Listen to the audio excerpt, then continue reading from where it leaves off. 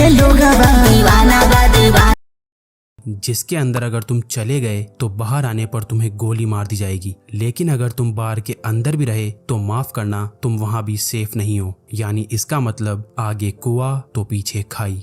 कहानी की शुरुआत में हमें एक बार को दिखाया जाता है जिसमें सर्जियो नाम का एक आदमी आता है। जिस समय सर्जियो बार के अंदर आता है ठीक उसी समय एक आदमी बार से बाहर निकलता है और जैसे ही वो आदमी बाहर जाता है उसे कोई गोली मार देता है और उसकी मौत हो जाती है। ये देखकर आसपास के सभी लोग वहां से भाग जाते हैं। किसी को नहीं पता कि गोली कहां से चली है और सड़कें पूरी तरह से सुनसान हो जाती है। बार के अंदर बहुत सारे लोग होते हैं और उन्हें नहीं पता कि अब इन्हें क्या करना चाहिए। उसी वक्त एक आदमी जिसका नाम सैतुर है वो पुलिस को कॉल करने की कोशिश करता है, लेकिन उसके फोन में नेटवर्क नहीं होता। अब बार के अंदर से एक आदमी उस मरे हुए आदमी को देखने बाहर जाता है, लेकिन अचानक उसे भी कोई गोली मार देता है, जिससे बार के अंदर खड़े सभी लोग बुरी तरह से डर जाते हैं। सभी इस बात से हैरान होते हैं कि किसी के फोन में नेटवर्क नहीं होता। बार के अंदर एक लड़की होती है जिसका नाम एलिना है। वो कहती है कि हमें टीवी पर न्यूज देखनी चाहिए। जब ये लोग टीवी पर न्यूज देखते हैं तो इस हादसे के बारे में टीवी पर कोई खबर नहीं होती और जैसे ही इन लोगों की नजर बाहर जाती है तो वहां से दोनों लाशें गायब हो जाती है और साथ ही उनका खून भी वहां से साफ कर दिया जाता है। इन सभी को कुछ समझ नहीं आता कि यहाँ पर क्या हो रहा है। तभी सैतुर कहता है कि मुझे लगता है कोई चाहता है कि हम में से कोई भी यहाँ से बाहर ना निकले। फिर सर्जियो कहता है कि हो सकता है हम में से कोई एक किलर हो या हो सकता है हम में से कोई आतंकवादी हो जिसके पास कोई भयानक विस्फोटक सामान हो और पुलिस उसे पकड़कर मारना चाहती हो। ये सुनकर एक आदमी जिसका नाम नाचो है वो अपने पैर से अपने बैग को छुपा देता है, पर सर्जियो उसे ऐसा करते हुए देख लेता है और इसके बारे में सबको बताता है। नाचो के बैग को ले लिया जाता है और जब उसके बैग को खोला जाता है तो उसमें से कपड़े और एक हार्ड डिस्क निकलती है। तभी नाचो कहता है कि इसमें ऐसी कोई भी चीज नहीं है जिससे किसी को भी नुकसान हो। वो कहता है कि मैं एक एड कंपनी में काम करता हूँ और इस हार्ड डिस्क में मेरे काम की फाइल्स है, लेकिन कोई भी उसकी बात पर विश्वास नहीं करता। एलेना उसकी हार्ड डिस्क को नष्ट कर देती है, पर हार्ड डिस्क के अंदर कुछ नहीं होता। नाचो को इस बात से बहुत दुख होता है। तभी नाचो देखता है कि सामने काउंटर पर एक ब्रीफकेस रखा हुआ है। वो सबसे पूछता है कि ये ब्रीफकेस किसका है। तभी सर्जियो दावा करता है कि ये ब्रीफकेस उसका है और इससे पहले कि सर्जियो ब्रीफकेस उठाता, इस बार की ओनर एम्पारो ब्रीफकेस उठा लेती है। सर्जियो एम्पारो को ब्रीफकेस खोलने से मना करता है, लेकिन तभी एक आदमी जिसका नाम इजराइल है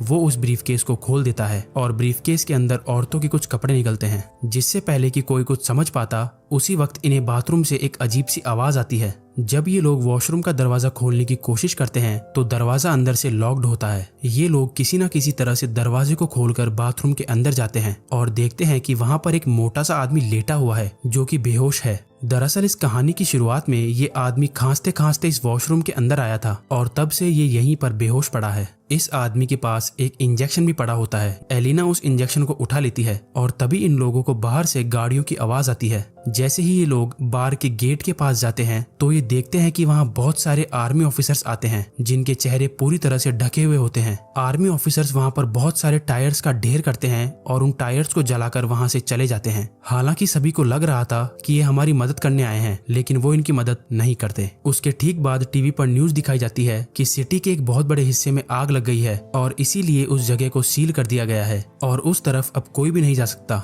बार में फंसे लोगों को कुछ समझ नहीं आता कि सरकार झूठ क्यों बोल रही है। तभी वो आदमी जो बाथरूम के अंदर बेहोश था वो अचानक सबके सामने आ जाता है। उसकी पूरी बॉडी बुरी तरह से फूल जाती है, साथ ही उसकी आंखें भी डरावनी और अजीब सी हो जाती है और वो वहीं पर गिरकर मर जाता है। लेकिन मरने से पहले वो डू नॉट टच मी कहता है। ये लोग उस मरे हुए आदमी का फोन उठाते हैं और देखते हैं कि ये आदमी तो एक आर्मी ऑफिसर था। इसके फोन में और भी कुछ फोटोज होती है जिनमें लोगों ने किसी भी वायरस से बचने वाली पीपीई किट पहनी होती है। अब बार के अंदर सभी लोग समझ जाते हैं कि इस पूरे इलाके को क्वारंटीन कर दिया गया है। इसका मतलब ये जो आदमी अभी अभी यहाँ पर मरा है ये इन्फेक्टेड था और इन्फेक्शन से इसकी जान चली गई है और हो सकता है कि शायद अब यहाँ और भी लोग इन्फेक्टेड होंगे। वहीं नाचो को दिखाया जाता है जो किसी भी तरह से अपने फोन में सिग्नल लाने की कोशिश करता है और जब वो एक टेबल पर चढ़कर अपने फोन को ऊपर करता है तो उसके मोबाइल में नेटवर्क आ जाता है। वो ये बात सबको बताता है। तभी नाचो को कहा जाता है कि तुम जल्दी से किसी भी मीडिया वाले को कॉल करके उसे सब कुछ बता दो। लेकिन तभी सैतुर भी फोन पर बात करने के लिए टेबल पर चढ़ जाता है, जिस वजह से टेबल टूट जाती है। फिर एक आदमी जिसका नाम एंड्रेस है वो नाचो से फोन मांगता है, लेकिन तभी एम्पारो उसे रोक देती है और कहती है कि इस फोन को मत छूना, क्योंकि ये फोन उस इन्फेक्टेड आदमी का था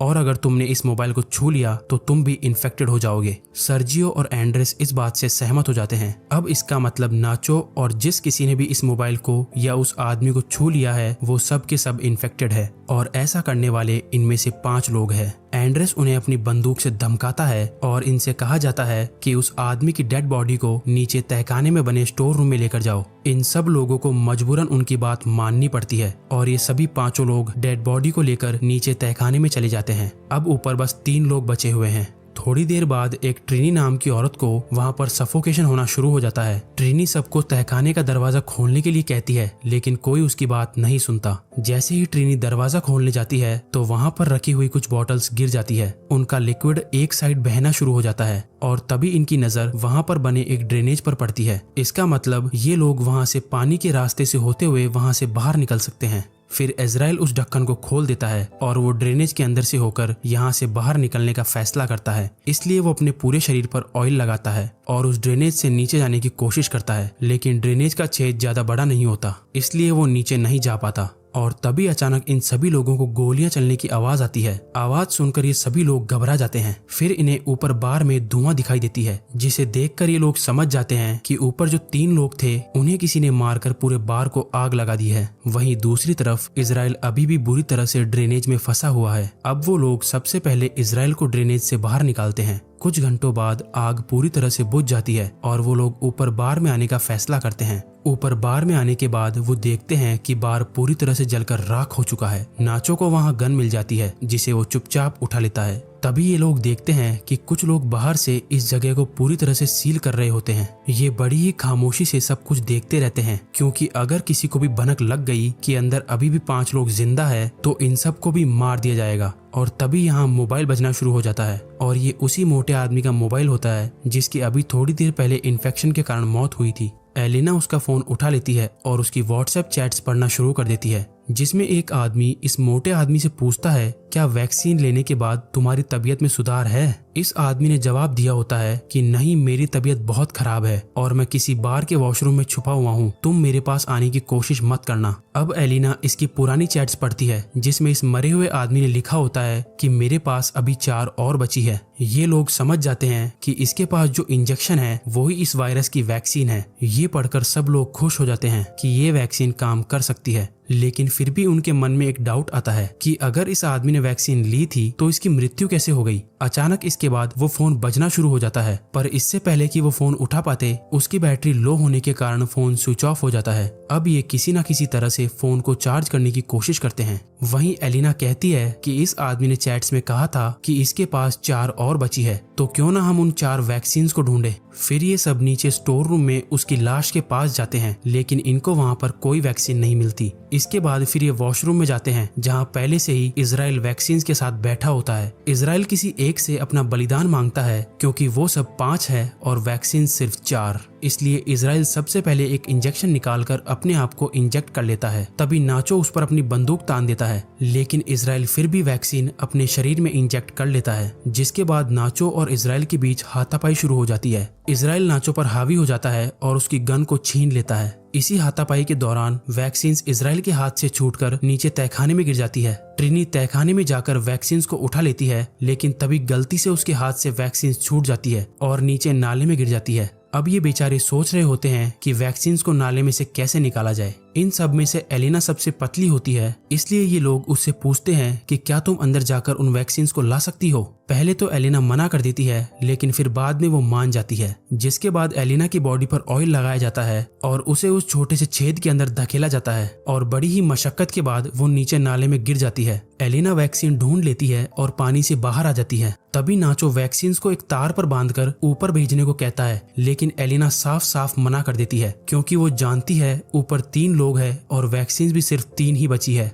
एलिना सबसे कहती है कि अगर तुम्हें वैक्सीन चाहिए तो तुम्हें नीचे आना होगा। फिर उसके बाद ये लोग ड्रेनेज के छेद को बड़ा करते हैं। तब तक एलिना बाहर का रास्ता ढूंढना शुरू कर देती है। थोड़ी दूर जाने के बाद उसे एक जगह पर रोशनी दिखाई देती है। सबसे पहले वो इंजेक्शंस को वहाँ पर बने एक गड्ढे में छुपा देती है। इसके बाद वो सीढ़ियों से ऊपर जाकर देखती है कि वहाँ पर बहुत सारी पुलिस फोर्स है जो कि बार में मरे उनके 3 साथियों को जला रही है। यहाँ से सीन शिफ्ट होता है और हमें दिखाया जाता है कि बाकी के 4 लोग जो ऊपर स्टोर रूम में थे वो भी अब किसी न किसी तरह से नीचे आ जाते हैं। इजराइल और नाचो के बीच एक बार फिर घमासान युद्ध शुरू हो जाता है और इस बार नाचो उससे बंदूक छीनकर उसे वहीं पर गोलियों से बूंद देता है। अब नाचो के पास गन होती है इसलिए सब उससे डर रहे होते हैं। तभी नाचो सैतुर को अपने गन पॉइंट पर ले लेता है और एलिना को वैक्सीन देने के लिए कहता है। नाचो कहता है कि हमारे पास 3 वैक्सीन है और इसको मरने के बाद हम तीनों बच सकते हैं। फिर एलिना इन सबको बाहर की ओर ले जाती है जहां उसने वैक्सीन छिपा रखी थी। धीरे धीरे ये लोग आगे बढ़ते रहते हैं।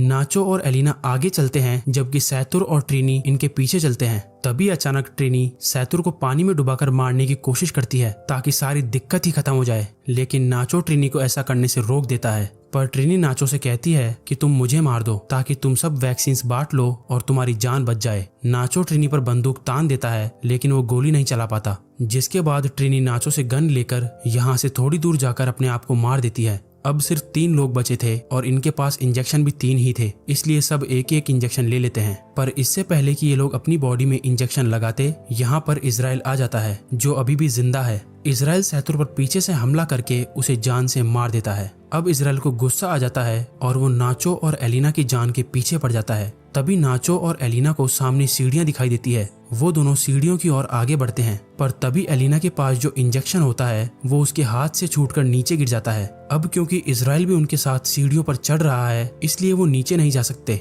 नाचो जल्दी से अपना इंजेक्शन एलिना को दे देता है। फिर इजराइल नाचो के पैर पकड़कर उसे नीचे खींच लेता है, जिससे दोनों की नीचे गिरकर मौत हो जाती है। एलिना के पास अब जो वैक्सीन बचा है वो उसे अपने शरीर में इंजेक्ट कर लेती है और ऊपर ड्रेनेज के ढक्कन को खोलकर बाहर निकल जाती है। बाहर निकलते ही उसे बहुत सारे लोग दिखाई देते हैं और सरकार ने आगे के इलाके को पूरी तरह से सील किया हुआ है। तभी एक औरत उसकी बॉडी पर अपनी जैकेट डाल देती है। एलिना को बिल्कुल भी होश नहीं होता और वो चुपचाप उस भीड़ में शामिल हो जाती है। अंत में इस कहानी में हमें ये पता चलता है कि वो मोटा आदमी जो बार के वॉशरूम में खांसता खांसता गया था वो एक आर्मी ऑफिसर था और हो सकता है शायद आर्मी किसी तरह का कोई बायोलॉजिकल वेपन बना रही हो ताकि वो अपने दुश्मन देशों पर इस वेपन से हमला कर सके। लेकिन इस दौरान इनका अपना एक ऑफिसर इन्फेक्टेड हो गया। हालांकि उनके पास इस इन्फेक्शन की वैक्सीन भी थी, लेकिन ये ऑफिसर बीमार था इसलिए वैक्सीन ने उसके ऊपर काम नहीं किया। और जब आर्मी को पता चलता है कि उनका वो ऑफिसर बार के अंदर है तो उन्होंने पूरे एरिया को सील कर दिया ताकि वहां से कोई भी बाहर ना निकल पाए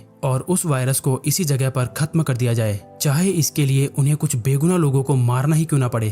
थोड़े बहुत छापा छापा छापा छापा छापा छापा कमर तोहारी करे लपा लपा लपा लपा लपा लपा बोली में तहारा तराना बा तराना बा तराना बा।